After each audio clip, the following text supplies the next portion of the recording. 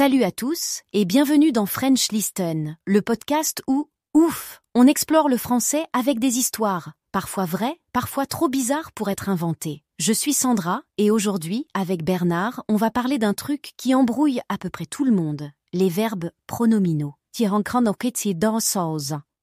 On dirait le nom d'une confrérie secrète, tu trouves pas? Les pronominaux. J'imagine une réunion clandestine dans un vieux bistrot où chacun arrive en disant « je me lave »,« je me promène ». Enfin, j'exagère. Mais bon, c'est vrai que c'est pas toujours limpide. Oh mais attends, t'as pas idée. Premier été où je débarque à Marseille, je veux commander un café. Et, allez savoir pourquoi, au lieu de « je voudrais un café », je dis « je me lève un café ». Le serveur m'a regardé comme si j'étais en train de faire de la magie noire avec sa machine à expresso. Je te jure, Bernard, ça m'a collé la honte de ma vie. Mais t'étais visionnaire, Sandra. Imagine si on pouvait vraiment se lever un café le matin. Moi, je galère juste à me lever. Déjà, sans café, c'est non négociable. Voilà, c'est tout le truc. Se lever, c'est pour toi. Lever, c'est pour... Lever quoi? Un objet, sa main? La différence, elle est minuscule, mais en ville, elle change tout. Se laver, le matin dans la salle de bain, ou laver son vélo en bas de l'immeuble. Totalement pas pareil. Ouais, et parfois, c'est la consigne qui part en vrille. Je me rappelle d'un atelier de dessin urbain où le gars avait dit « on se place devant le kiosque », sauf qu'un groupe a compris « on place le kiosque ». Je te raconte pas le bazar, tout le monde essayait de le bouger alors que c'est un bâtiment classé, comme quoi un petit SE et l'ambiance change complètement. Alors, pour mettre un peu d'ordre, il y a 3 grandes sortes de verbes pronominaux. Je fais la prof, mais c'est utile. Tu as les réfléchis, genre « je me brosse les dents », c'est toi qui fais l'action sur toi-même. Ensuite, les réciproques. On se téléphone, toi et quelqu'un d'autre. Et enfin, les essentiellement pronominaux. Alors eux, ils existent quasiment jamais sans le pronom. S'en aller, se souvenir. Et là, bonne chance pour trouver une version normale. Et si on joue, je te donne un verbe, tu devines la catégorie. Prête? Allez, se rencontrer. Facile, réciproque, genre on se rencontre pour un café ou on se lève? Non, zut, je recommence. Pour un café, mais sans le magie cette fois. Parfait. À ton tour de me piéger? Se souvenir? Ah, est-ce? Non, attends, je confonds toujours.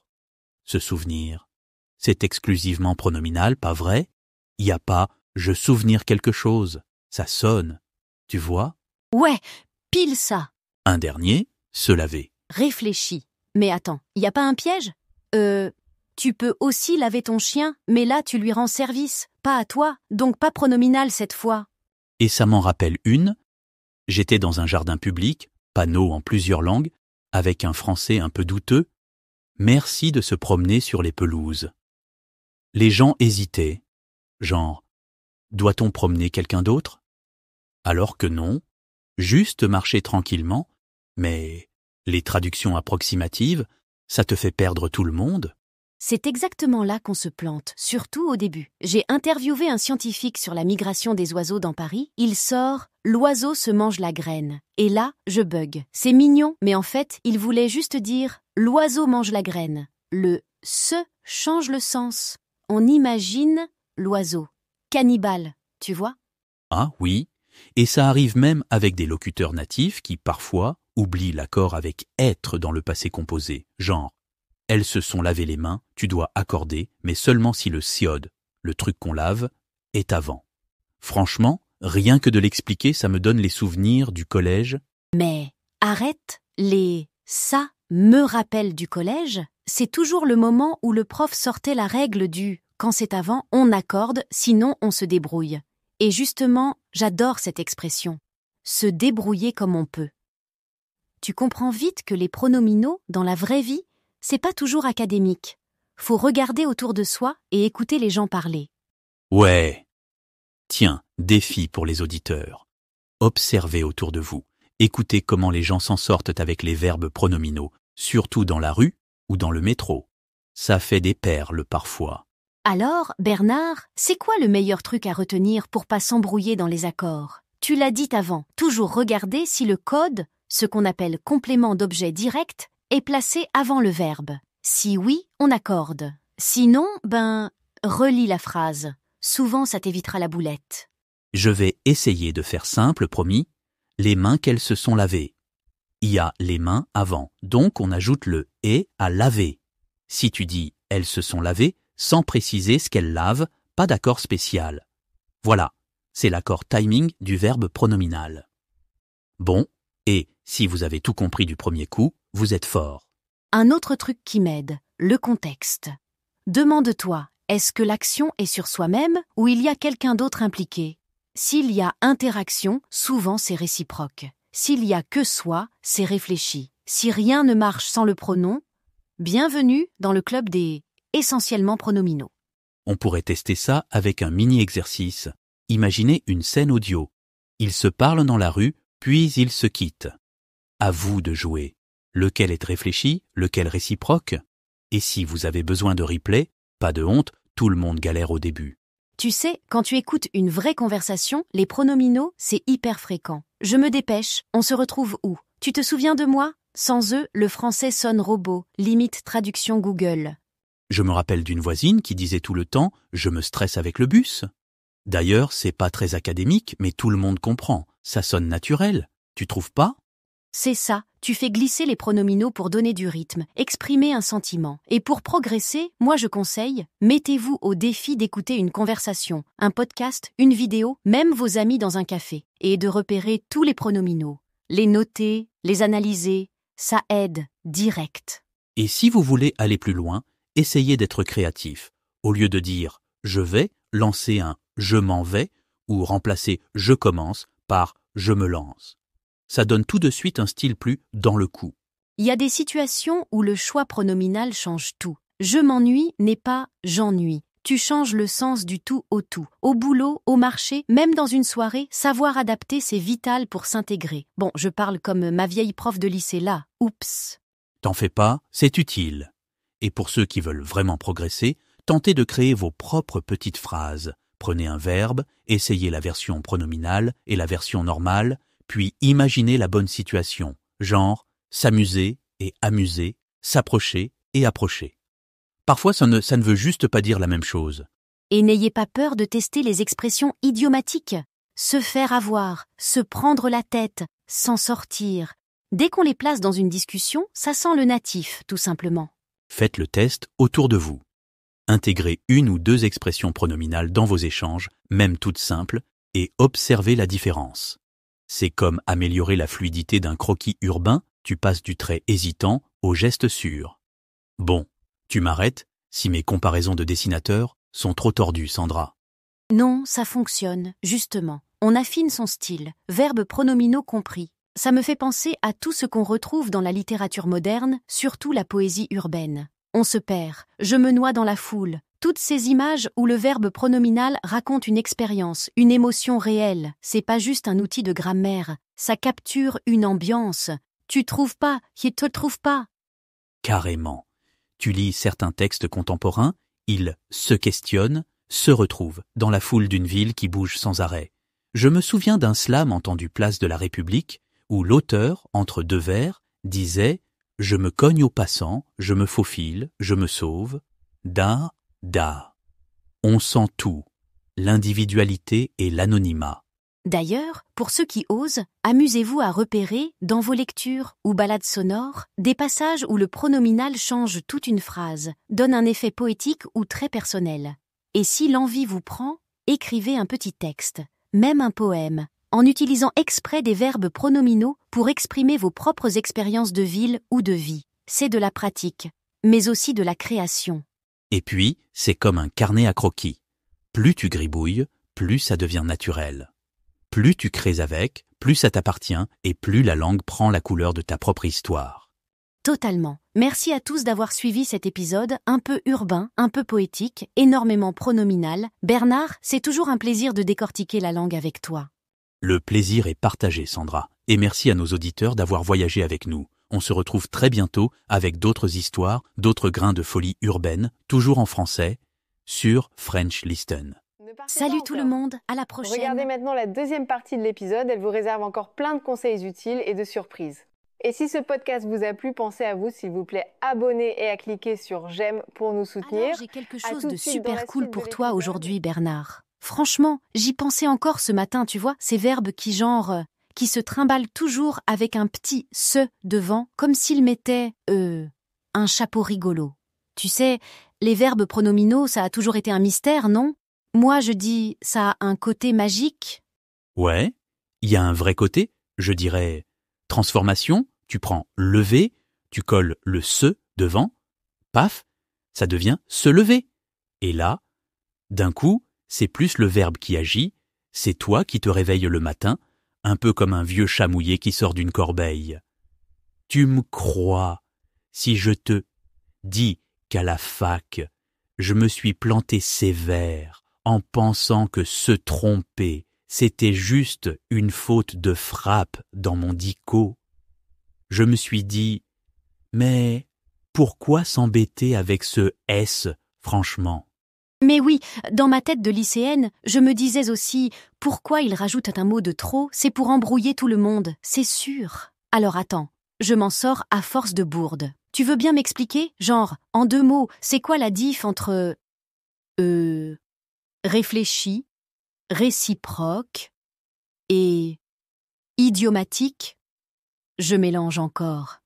Ok, alors, très vite, parce que sinon on va se perdre. Réfléchi, ça veut dire que l'action revient sur la même personne, genre je me lave, tu laves toi-même, tu vois. Réciproque, c'est comme on se parle. Donc, 2 personnes qui font l'action ensemble. Et idiomatique, là, c'est le casse-tête. Genre, se souvenir, ça veut pas dire qu'on se souvient de soi, c'est juste comme ça. Mais bon, c'est aussi ce qui rend le français marrant. Tu vas voir, t'inquiète. Oh, donc c'est pas juste moi, alors, qui s'est planté sur se douter pendant genre 3 ans? Non? Ah, ça me rassure.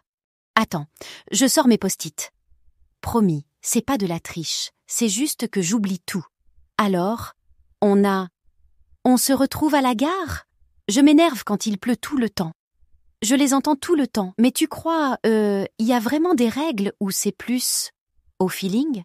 Tu vas rigoler, mais quand j'explique ça à mes amis d'Angleterre, je leur dis genre, imagine, tu dis pas juste laver, tu dis se laver, et là, tout change. C'est comme si t'avais déverrouillé un niveau secret, tu peux pas juste laver, tu dois te laver, sinon on comprend plus rien. Du coup, on fait un petit jeu? Je te dis une phrase et tu me dis si c'est pronominal ou pas. Genre, je tente. Elle habille son fils? Pas pronominal, là, c'est elle qui habille le gamin. Par contre, elle s'habille, là, d'accord, c'est elle qui met ses habits, toute seule, tu vois. C'est subtil, mais ça change tout, hein. Une autre, ils écrivent des lettres.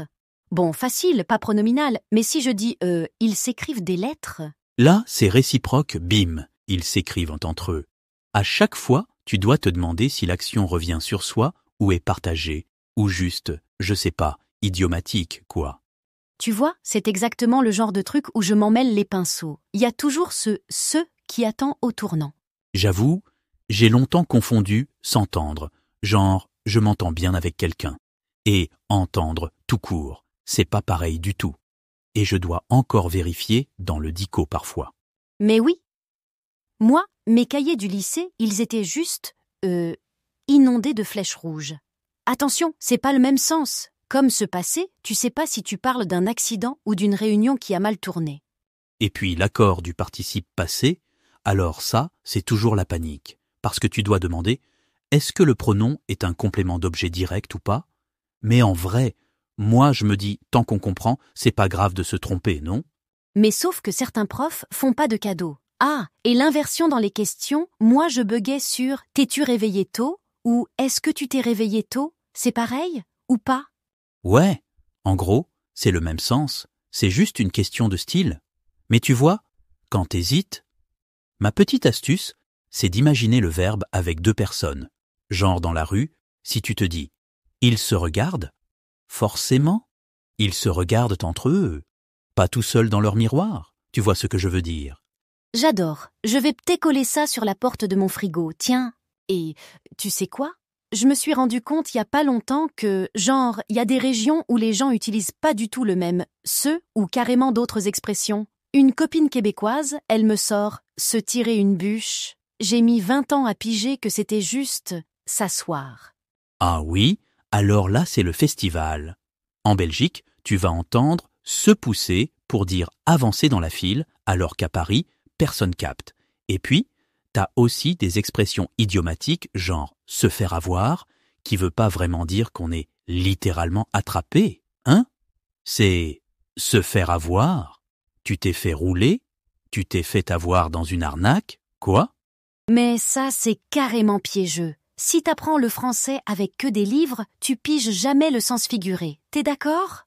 C'est pour ça, si tu veux progresser, faut vraiment écouter des podcasts régionaux ou discuter avec des gens du coin. Les nuances, elles viennent toutes seules, promis. Exactement. Puis moi, j'adore piquer des expressions dans tout ce que je lis, même si après, j'ai l'air bizarre à Paris. Pour vraiment piger le truc, t'es obligé de pratiquer, hein? Fais des phrases avec ces verbes, change un mot, teste si c'est réfléchi ou réciproque, c'est comme muscler son français. Moi, je me fais des petits exercices, genre « est-ce qu'on dit se parler ou juste parler ici ?» Ouais!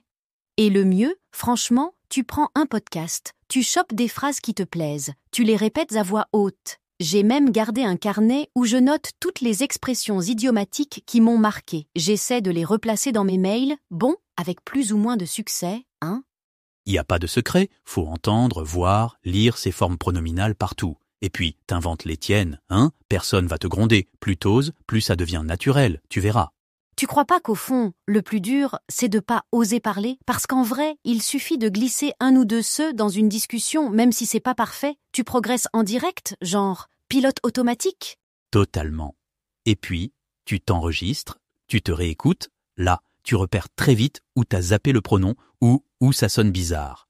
Même écrire une mini-histoire avec que des verbes pronominaux, ça marche super bien.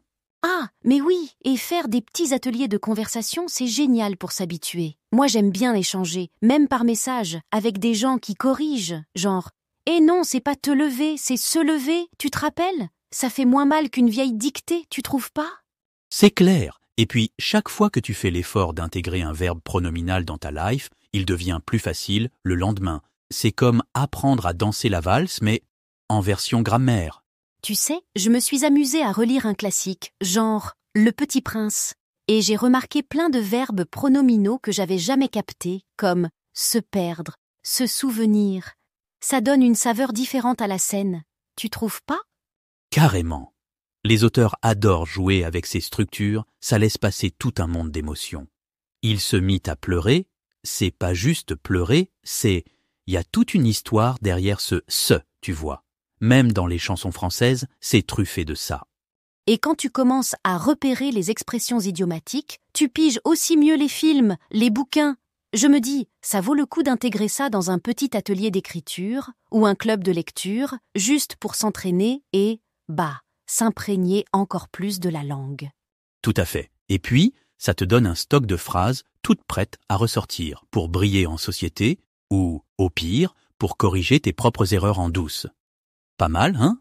Bon Bernard, c'était vraiment chouette. Je crois que je vais revoir mon carnet de notes sous un autre angle ce soir. Merci pour tous tes trucs et pour tes histoires toujours improbables aussi. Regardez maintenant la 3e partie de l'épisode qui vous réserve encore plus de conseils utiles et de surprises. Et si vous aimez ce podcast, n'oubliez pas de vous abonner et de cliquer sur j'aime pour nous soutenir. Bonjour et À bienvenue. tout à l'heure pour la suite de l'épisode. Aujourd'hui, on plonge dans un recoin de la langue française qui donne souvent quelques sueurs froides. Les verbes pronominaux. Ah oui, un sujet classique. Exactement. On a reçu pas mal de documents très intéressants, des grammaires, des sites pédagogiques, des exercices aussi, et ça montre bien à quel point ce sujet, et surtout l'accord du participe passé au passé composé, ça peut être un vrai défi. C'est vrai que c'est une question qui revient tout le temps. Alors, notre mission aujourd'hui, essayer d'aller un peu au-delà de la simple mémorisation des règles, quoi. On va tenter de comprendre la logique derrière ces verbes un peu spéciaux. Qu'est-ce qui les définit vraiment? Comment ils fonctionnent au quotidien? Et surtout, est-ce qu'on peut démystifier une bonne fois pour toutes ce fameux accord du participe passé? C'est l'objectif, ça.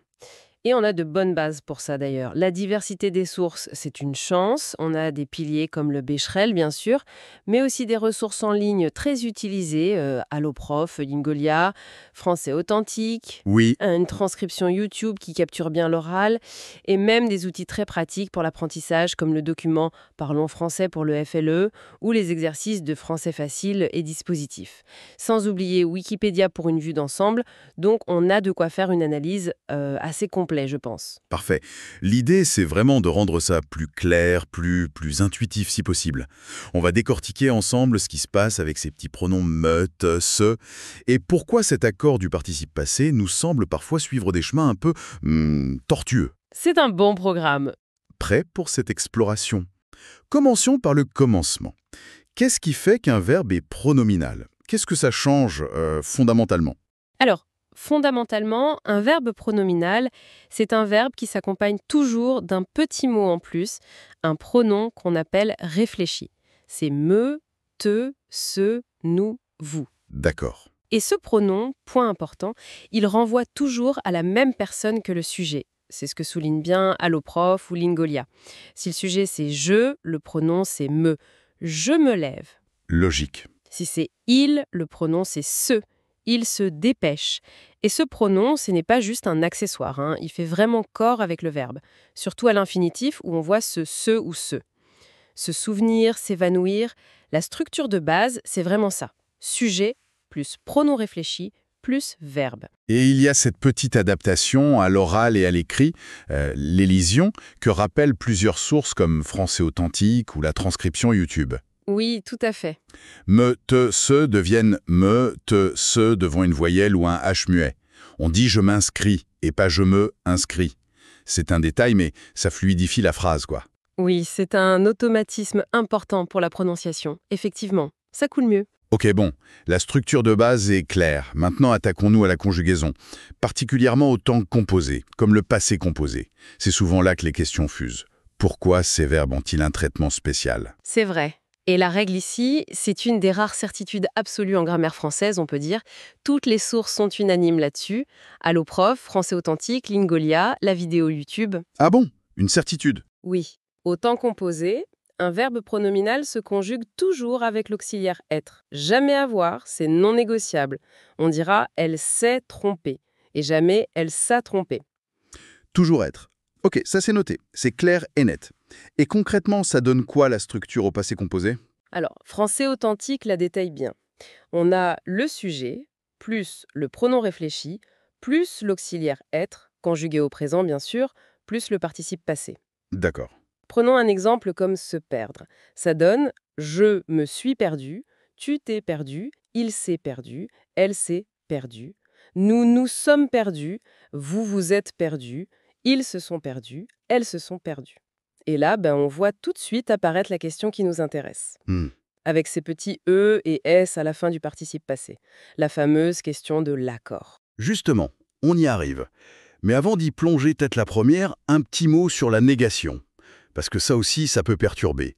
Comment on dit « non » avec tout ça au passé composé? Ah, bonne question. La structure, qui est confirmée par Français authentique et Lingolia, est assez logique en fait. Le ne, ou ne si voyelle, se place juste avant le bloc pronom réfléchi plus auxiliaire. Ok, Et le pas vient juste après l'auxiliaire être. d'accord. Exemple, il ne s'est pas rasé ce matin. Ou, l'exemple cité, Valérie ne s'est pas excusée. Le bloc pronom plus être, il reste soudé en sandwich entre le ne et le pas. D'accord, ça c'est clair. Bon, allez, on y est. Le moment fatidique, l'accord du participe passé des verbes pronominaux. Comme le note Français authentique, c'est un point qui fait trébucher même les francophones natifs. Oh oui. On sent qu'il y a une complexité. D'où elle vient, cette complexité? Quelle est la logique générale, si tant est qu'il y en ait une? Alors, il y a une logique, mais elle demande un peu d'analyse, c'est vrai. Becherel nous donne une piste clé pour une grande catégorie de ces verbes. L'accord dépendrait du fameux complément d'objet direct, le COD, et de sa position, un peu comme avec l'auxiliaire avoir en fait. Ah d'accord. Mais avant d'entrer dans ce détail précis, il faut absolument faire une distinction essentielle que soulignent plusieurs sources. Il n'y a pas un seul type de verbe pronominal. Il y en a deux grandes familles. Deux familles? Lesquels donc? Alors, d'un côté, on a les verbes qu'on appelle essentiellement pronominaux. Essentiellement pronominaux. Voilà. Ce sont ceux qui n'existent que sous cette forme. On ne peut pas les imaginer sans leur pronom réfléchi. Pensez à s'évanouir, se méfier, s'enfuir, se souvenir, s'absenter. Projet Voltaire en donne une bonne liste. Pour cela, la règle est simple et constante. Ah, enfin une règle simple. Laquelle? Le participe passé s'accorde toujours en genre et en nombre avec le sujet. Toujours. Toujours avec le sujet mais. Pourquoi cette simplicité pour cela en particulier? Parce que, comme l'explique Alloprof, dans ces verbes, le pronom réfléchi, se, me, etc., il n'a pas vraiment de fonction grammaticale claire et distincte. Il n'est ni COD ni COI qu'on peut analyser séparément. Il fait partie intégrante du verbe, intrinsèquement. L'action ou l'état décrit est tellement lié au sujet que l'accord se fait naturellement avec lui. D'accord, je vois. Lingolia donne l'exemple « elles se sont envolées » ou Becherel « nos voisins se sont absentés ». Le participe prend la marque du sujet sans se poser d'autres questions. Compris pour cette première famille, donc si je reconnais un verbe qui n'existe que sous forme pronominale, comme se méfier, s'enfuir, hop, accord avec le sujet. Facile. C'est ça. Et la deuxième famille alors? J'imagine que c'est là que ça se complique un peu. Exactement. C'est la grande famille des verbes occasionnellement pronominaux. Ce sont tous les verbes qui existent aussi sans le pronom réfléchi. Laver et se laver, parler et se parler, voir et se voir, etc. Et pour cela, oui, l'accord du participe passé au passé composé devient plus subtil. C'est là qu'intervient cette fameuse analyse de la fonction du pronom réfléchi, et c'est là que ça ressemble beaucoup à la règle qu'on connaît avec l'auxiliaire avoir. D'accord. Et comment on fait cette analyse? C'est là qu'on parle de COD et COI, c'est ça? Tout à fait. Juste un petit rappel rapide peut-être, pour être sûr qu'on est bien sur la même longueur d'onde. COD, COI, ça représente quoi exactement déjà? Très bonne idée, oui. Alors, en gros, le COD, le complément d'objet direct, c'est l'être ou la chose qui subissent directement l'action du verbe, sans aide d'une préposition comme à ou de. On le trouve en posant la question qui ou quoi juste après le verbe. Elle lave quoi? La voiture. La voiture est le COD. Ok. Le COI, complément d'objet indirect, lui, il est connecté au verbe via une préposition, le plus souvent à ou de. On le trouve avec des questions comme à qui, à quoi, de quoi. Il parle à qui, à son voisin. À son voisin et le COI. Merci pour ce rappel très clair. Alors revenons à nos verbes occasionnellement pronominaux et leur accord. Comment cette distinction COD-COI s'applique? Alors, la règle générale, qui s'inspire de celle avec avoir et qui est bien expliquée dans Becherel, Lingolia, Français authentique, c'est la suivante. Le participe passé s'accorde avec le COD si et seulement si ce COD est placé avant le verbe. Avant le verbe. Exactement. Et dans le cas de nos verbes pronominaux, le pronom réfléchi lui-même, me, te, se, peut être ce fameux COD. Attends, le pronom se peut être COD, comment ça? Oui, si l'action du verbe est faite par le sujet, directement sur lui-même. Prenons l'exemple, elle s'est lavée. On pose la question, elle a lavé qui? Elle-même. Voilà, elle-même, représentée par ce, ici, ce fonctionne comme le COD. Et comme ce pronom ce, qui est le COD, est placé avant le verbe laver, eh bien le participe passé laver s'accorde avec ce, qui représente elle, féminin singulier. Ah, d'accord. Lingolia et Becherel donnent ce genre d'exemple. Ils se sont regardés.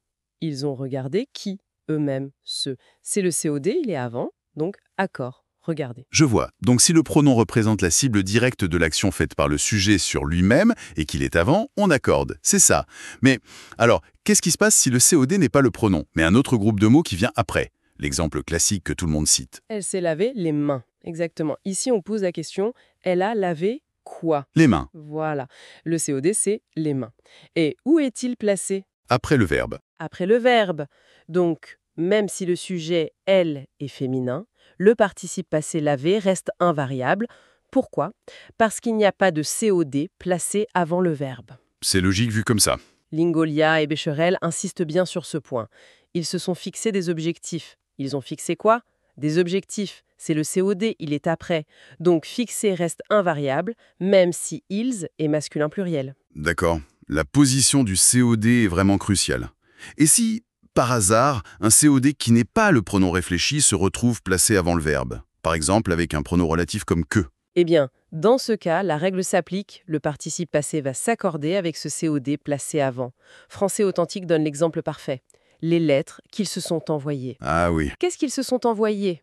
Les lettres. Ce COD, les lettres, est représenté par que, qui est placé avant le verbe envoyer. Donc, envoyer s'accorde au féminin pluriel avec lettres. Et le se dans cette phrase, ils se sont envoyés? Ah, le se ici, il signifie l'un à l'autre. Ils ont envoyé les lettres à qui? L'un à l'autre. Ce se est donc COI. Et ça nous amène justement à l'autre cas de figure. Justement, le COI. Qu'est-ce qui se passe quand le pronom réfléchi n'est pas la cible directe de l'action, mais plutôt celui à qui ou pour qui l'action est faite? Quand ce pronom est COI. C'est l'autre grande situation pour ces verbes occasionnellement pronominaux. Si le pronom réfléchi me, te, se répond à la question à qui, alors il est COI. Et là, la règle est simple, pas d'accord du participe passé. Il reste invariable. Pas d'accord du tout. Pourquoi cette différence? La logique grammaticale traditionnelle, c'est que l'accord du participe passé, que ce soit avec être ou avoir finalement, est déclenché par un COD placé avant. Si le pronom est COI, il ne remplit pas cette condition. C'est aussi simple que ça.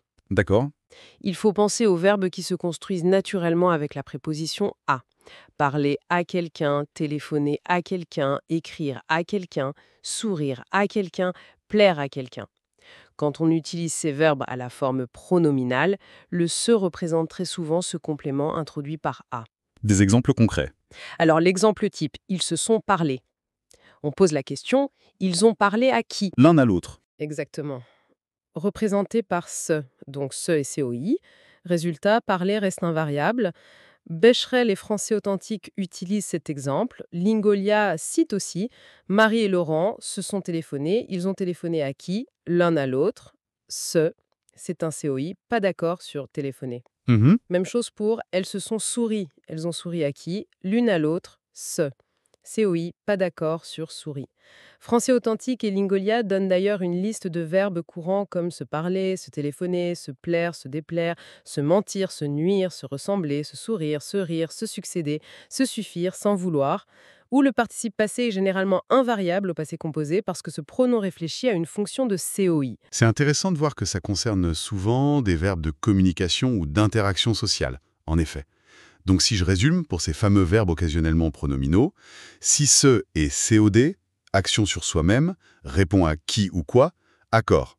C'est ça? Oui, Si ce est COI, action à soi-même ou à l'autre, répond à qui, pas d'accord. c'est ça. Et si le COD est un autre mot que ce, on accorde seulement si ce mot est placé avant le verbe. C'est l'essentiel de la logique, oui, tout à fait. Il y a aussi des cas, un peu plus rares, où il n'y a ni COD ni COI clairement identifiables pour le pronom, et là aussi, on n'accorde pas. Par exemple, dans « ils se sont nuits », nuire à quelqu'un. D'accord. Et juste un petit cas particulier que signale Lingolia, l'expression figée « se rendre compte ». Là, le participe passé rendu est toujours invariable. Elle s'est rendue compte de son erreur. L'explication, c'est que compte est considéré comme le COD de rendre et il est placé après. Donc, pas d'accord. Ok, la mécanique de l'accord est plus claire maintenant. Ça demande clairement de rester vigilant et d'analyser un peu la phrase, mais la logique est là. Exactement. Mais au-delà de cette gymnastique grammaticale, les sources parlent aussi de différentes valeurs ou sens des verbes pronominaux. En quoi c'est utile de les connaître, ces différentes nuances? Ah, c'est très utile, parce que comprendre le sens de l'action qui est exprimée par le verbe pronominal, ça aide souvent à y voir plus clair dans la structure, et même parfois ça aide à confirmer l'analyse qu'on fait pour l'accord. En regroupant un peu les idées d'Alloprof, de YouTube, de Lingolia, Wikipédia, Français Facile, on peut identifier plusieurs grandes nuances sémantiques. D'accord, alors allons-y, explorons ces nuances. Bon, on a déjà croisé les essentiellement pronominaux, comme s'évanouir, se méfier, etc. Leur sens est unique, il est lié à cette forme pronominale. Et pour l'accord, facile, avec le sujet. Oui. Ensuite, il y a le sens réfléchi, c'est le plus classique, on va dire. Le sujet fait l'action sur lui-même. Je me lave, il s'est coiffé. Comme le note Lingolia Wikipédia, on peut souvent ajouter moi-même, lui-même, etc. Dans ce cas, le pronom est souvent COD, je lave qui, moi-même, et donc l'accord est fréquent. Elle s'est coiffée. Logique. Ensuite, Ensuite, on a le sens réciproque. Ici, l'action est échangée entre plusieurs personnes. Le sujet est donc nécessairement pluriel ou collectif. Pierre et Julie se regardent tendrement. Nous nous sommes écrits pendant des années. Alloprof et Lingolia précisent qu'on peut souvent ajouter l'un l'autre ou mutuellement. d'accord. Mais attention ici pour l'accord. C'est un peu subtil. Si l'action est changée directe, comme se regarder, regarder directement l'un l'autre, le pronom se est COD et on accorde. Ils se sont regardés. Ah. Mais si l'action est changée indirecte, comme se parler, parler à l'un l'autre, le pronom se est COI et là on n'accorde pas. Ils se sont parlé. Ah d'accord. Donc même dans le sens réciproque, il faut encore regarder si le pronom est COD ou COI pour savoir s'il faut accorder ou non. C'est subtil, effectivement. Tout à fait. Une autre nuance très importante, c'est le sens passif. Ici, le sujet, souvent une chose, un inanimé, subit l'action, mais on ne dit pas qui fait l'action. Ça ressemble à une forme passive, mais la construction est différente avec ce. Par exemple. Le vin blanc se boit frais. Ça veut dire Et bu frais. comment ça se prononce. Ça veut dire comment est-ce que c'est prononcé. La porte s'est ouverte toute seule. Était ouverte. C'est une tournure extrêmement courante en français, comme le montre bien YouTube ou Wikipédia. Oui, on entend ça tout le temps. Ça se fait pas, ça se mange chaud. C'est donc un usage passif de la forme pronominale. Très intéressant. Et il y a d'autres sens encore. Oui, une dernière catégorie, un peu fourre-tout, on va dire, que les sources appellent parfois sens subjectif, ou irréfléchi, ou encore voix moyenne. L'idée générale, c'est que le sujet fait l'action, mais elle ne revient pas directement sur lui, comme dans le sens réfléchi pur. Le sujet est simplement impliqué, concerné, ou l'action est vue de son point de vue. Un peu plus abstrait peut-être. Hein. Oui, Par exemple. elle s'intéresse à l'art. Il se promène dans le parc. Marc se moque de son frère. Il ne se moque pas de lui-même, il moque son frère. Le pronom est souvent COI dans ces cas-là. D'accord. Et Wikipédia et Lingolia incluent aussi dans cette catégorie des usages où le sujet agit dans son propre intérêt ou à son détriment, parfois dans un registre un peu familier. On s'est fait une bonne soirée, elle s'est acheté une nouvelle voiture. Ah oui, je vois. Ça montre vraiment la polyvalence incroyable de cette forme pronominale en français. Ce n'est pas juste une question de grammaire pure et dure, ça touche vraiment à la manière d'exprimer des nuances de sens très fines. Exactement. Et c'est bien pour ça que maîtriser les verbes pronominaux est si important, comme le souligne le document FLE, Parlons français. On voit que dès le niveau débutant, A2, on les utilise pour des choses aussi fondamentales que décrire sa routine quotidienne. Se réveiller, se lever, s'habiller, se brosser les dents. Bien sûr. Ce document propose même des activités ludiques, une chanson, un jeu de mime, une BD pour les faire acquérir. C'est dire s'ils sont centraux dans la langue. Oui. On voit bien que ça va bien au-delà de la simple règle d'accord, finalement. C'est essentiel pour parler de soi, je me sens bien, je me souviens d'eux. Pour comprendre et utiliser des expressions idiomatiques très courantes, ça se peut, il se pourrait que. Et pour nuancer son propos d'une manière qui est très propre au français, j'ai l'impression.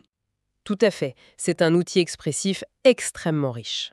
Alors si on essaye de récapituler un peu ce voyage au cœur des verbes pronominaux, on a vu leur structure de base, avec ce pronom réfléchi indispensable.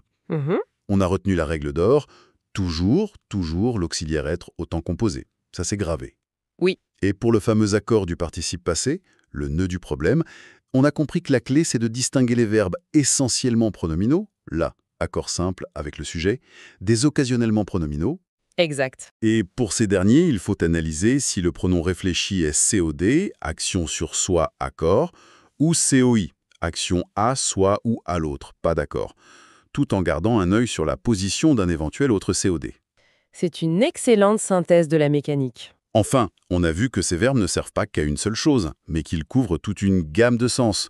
Le réfléchi, le réciproque, le passif, et même ce sens subjectif un peu plus nuancé. Voilà. Et le message important, je crois, au-delà des règles, c'est de ne pas se laisser paralyser par la complexité apparente de cet accord, en comprenant vraiment la fonction du pronom. Est-ce qu'il reçoit l'action directement ou indirectement via « a » et en comprenant le type de verbe qu'on a en face. Et surtout en pratiquant, avec des exercices comme ceux de français facile ou dispositif. Oui, la pratique. On finit par développer une certaine intuition. C'est moins une question de mémorisation pure que de logique et d'habitude, en fait. Une logique à apprivoiser, donc. Intéressant. Et pour continuer à réfléchir un peu, une dernière question qui me vient en pensant à tout ça, et notamment aux remarques de Lingolia ou Wikipédia sur ces verbes qui changent carrément de sens en devenant pronominaux. Ah oui, c'est vrai. Vaste question. On a des exemples comme douter, to doubt, mais se douter de, to suspect. Passer, to pass, mais se passer de, to do without. Rendre, to give back, mais se rendre à, to go to. Cette capacité incroyable du français à utiliser la forme pronominale pour créer de nouvelles nuances, voire des sens complètement nouveaux. Comment est-ce que ça façonne la langue et l'expression, comparé à des langues qui n'ont peut-être pas cette flexibilité pronominale pour exprimer ses idées? Est-ce que ça l'enrichit ou est-ce que ça la rend finalement plus complexe à manier? Vaste question. Vaste question, en effet, qu'on laisse en suspens. Merci beaucoup d'avoir suivi cette exploration avec nous.